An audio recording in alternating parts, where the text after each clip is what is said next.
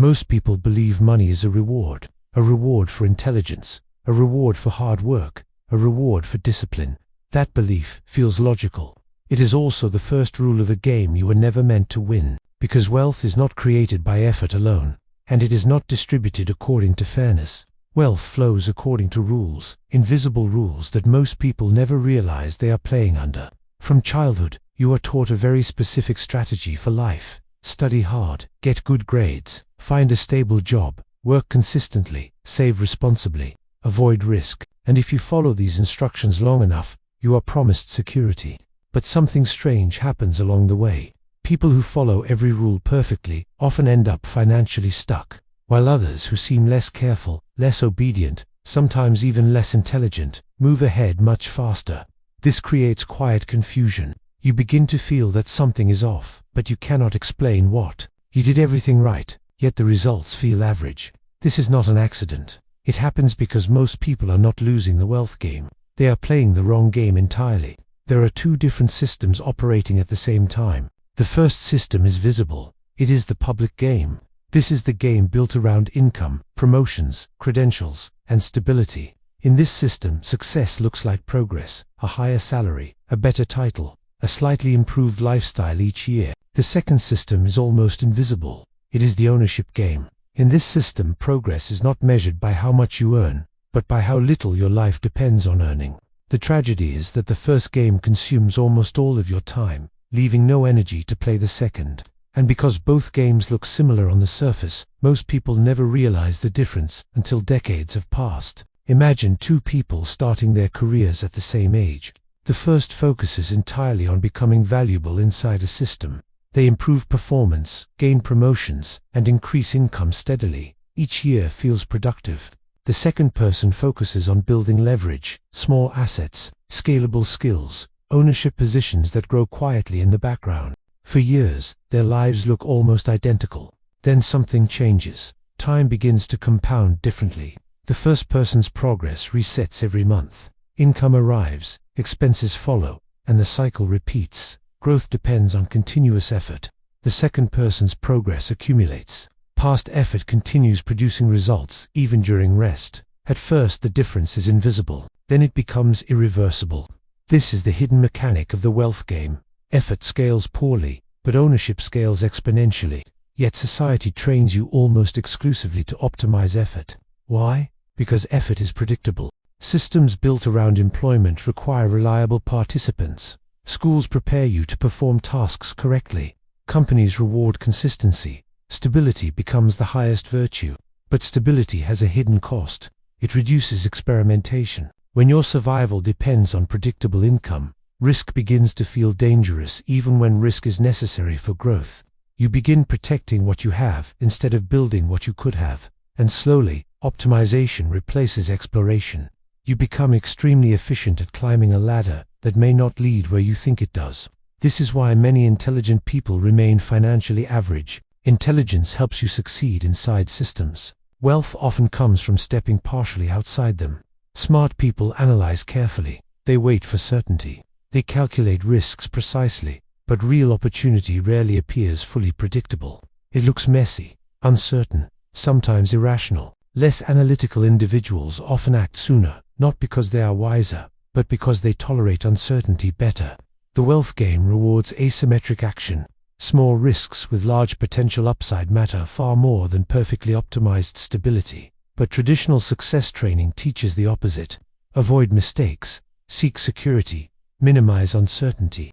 These rules create excellent employees. They rarely create independence. Another hidden rule explains why progress feels slow even when income rises. Lifestyle expands faster than freedom. Each increase in income quietly upgrades expectations. A better apartment, more comfortable habits, subscriptions, conveniences, small luxuries that feel harmless individually but collectively raise the cost of normal life. Soon your improved lifestyle requires your improved income. What felt like progress becomes dependency disguised as success. You are running faster just to remain in place. And because everyone around you is doing the same thing, the system feels normal. Comparison reinforces the illusion. You measure progress against peers who are playing the same game under the same constraints. As long as you move together, No one questions the direction. But the wealth game does not reward relative progress. It rewards structural change. The moment income stops, the difference becomes clear. One player pauses, the other continues moving. This realization often arrives slowly, sometimes painfully, usually later than people expect. You begin noticing individuals whose lives operate differently.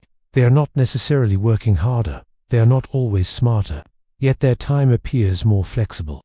Their decisions feel less constrained by immediate income needs. At first it looks like luck, then timing. Eventually you recognize a deeper pattern.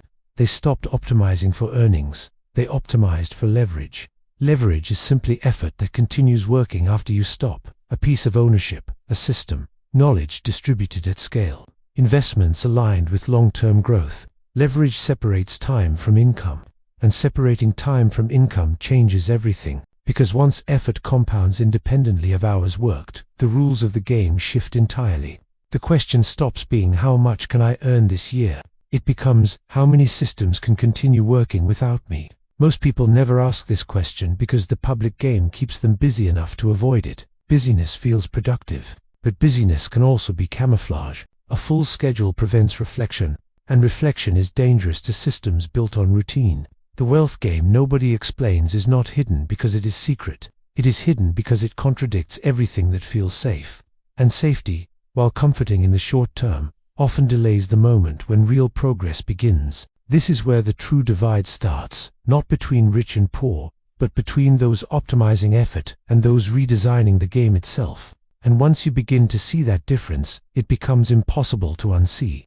Once you understand that there are two different games being played, a disturbing question appears. If the ownership game is so powerful, why doesn't everyone switch to it? The answer is uncomfortable. Because the public game is emotionally rewarding, while the wealth game is emotionally difficult. The public game gives constant feedback, promotions, salaries, performance reviews, praise from colleagues, small signals that tell you are moving forward. Your progress is visible and socially validated.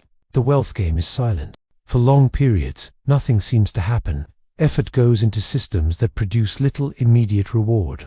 Results arrive slowly, sometimes invisibly. There is no applause for patience. And humans are not naturally wired for delayed recognition. This creates the first psychological barrier, action bias. People feel safer doing something rather than waiting, even when waiting is the correct decision. Activity creates the illusion of control. Movement feels like progress. But in the wealth game, constant movement often destroys outcomes. Consider how most people approach money.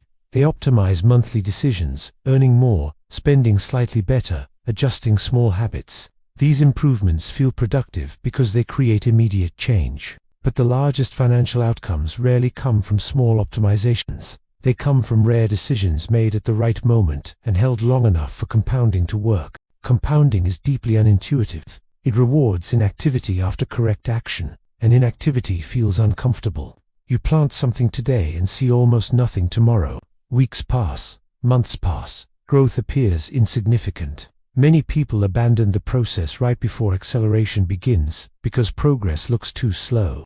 They mistake early stillness for failure. In reality, compounding always looks boring before it looks powerful.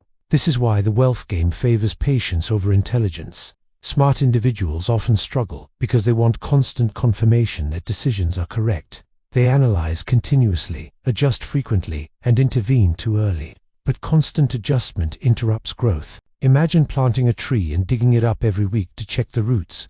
The intention is rational. You want certainty. The outcome is destruction. Financial systems behave the same way. The biggest gains often belong to those capable of enduring long periods of apparent inactivity.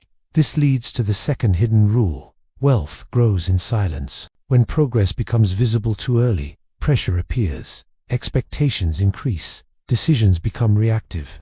Many people unconsciously sabotage long-term outcomes in exchange for short-term validation. The public game rewards visibility. The wealth game rewards durability. Durability requires resisting the urge to prove progress constantly. Another reason smart people remain average is something rarely discussed: optimization addiction. Highly capable individuals learn to improve systems efficiently. They refine workflows, increase productivity, and maximize performance within existing structures. But optimization inside a limited system does not remove the system's limits. You can become extraordinarily efficient at generating income that still depends entirely on your presence. Efficiency improves survival. Ownership improves freedom. The difference seems small early on, but over decades it becomes enormous.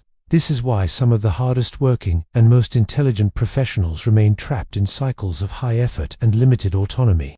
Their skills make them valuable, but that value ties them more tightly to the structure they operate within. Success strengthens dependency, and dependency feels safe until circumstances change. The wealth game introduces a different question altogether. Instead of asking, "How can I become more valuable?" it asks, "How can value continue existing without me?" This question shifts attention away from performance and toward design, designing systems instead of executing tasks, building assets instead of accumulating responsibilities, creating leverage instead of increasing effort. Leverage is often misunderstood as risk. In reality, leverage is simply multiplication. Technology multiplies output. Capital multiplies opportunity. Distribution multiplies knowledge. Ownership multiplies time. Each form of leverage allows effort to extend beyond the limits of personal energy, and energy is the one resource that declines predictably with age. The public game quietly ignores this reality. It assumes consistent productivity across decades. It rewards short-term reliability over long-term independence. But time changes the equation. The same workload that feels manageable at 30 feels heavier at 50. Motivation fluctuates. Priorities shift. Life introduces variables no career plan accounts for. Those dependent entirely on effort experience increasing pressure. Those supported by leverage experience increasing flexibility. This divergence rarely happens suddenly. It unfolds gradually, almost invisibly. At first, leverage systems produce small results. Nothing dramatic, often not enough to replace primary income. Many people dismiss this phase as insignificant, but significance is not measured by current output. It is measured by trajectory. Compounding trajectories eventually separate outcomes dramatically.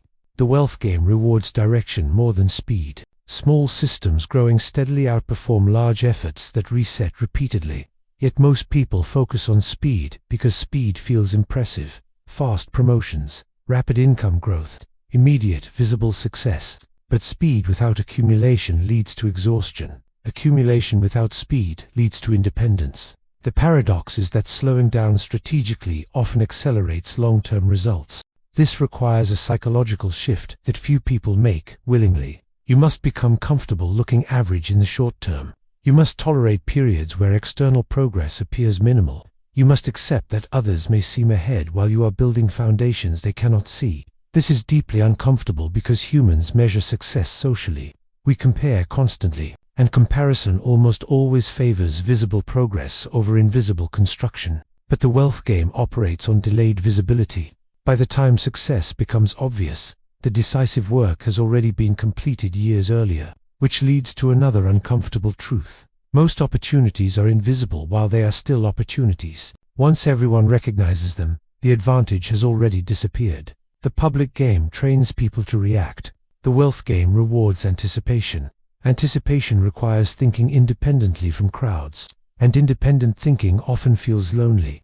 You will sometimes appear cautious when others are excited, patient when others are rushing, disinterested when trends dominate conversation. From the outside, this looks passive. From the inside, it is strategic positioning. Because the wealth game is not about constant winning. It is about avoiding irreversible losses while positioning yourself for asymmetric gains. A few correct decisions held long enough can outweigh thousands of small efforts, but only if you remain in the game long enough for those decisions to mature. And remaining in the game requires resisting the emotional pressures that push most people back toward the comfort of the public rules.